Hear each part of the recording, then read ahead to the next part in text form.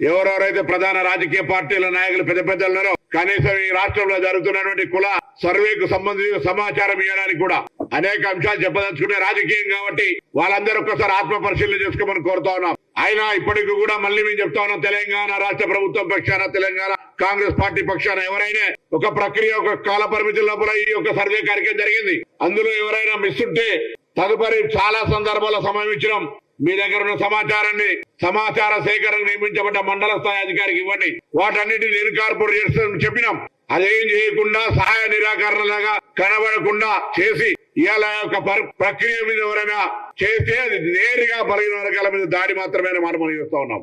ఈ రోజు మా ప్రభుత్వం తీసుకుంటున్నటువంటి నిర్ణయాన్ని కాంగ్రెస్ పార్టీగా స్వాగతిస్తా ఉన్నాం, సమర్థిస్తా ఉన్నాం. నేను మిగతా రాజకీయ పార్టీల స్టాండ్ కూడా కోరుతా ఉన్నా.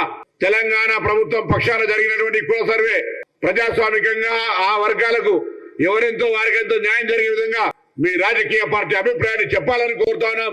రేపు సభలో కూడా మీరు ఈ సందర్భంగా నిజంగా మాటలకి పరిమితం కాదు, బలహీన వర్గాల అభ్యున్నతి నిజంగా కావాలని వాస్తవికంగా కోరుకుంటే మీరు మీ యొక్క అభిప్రాయాన్ని బేషరతుగా చెప్పమని కోరుతా ఉన్నాం.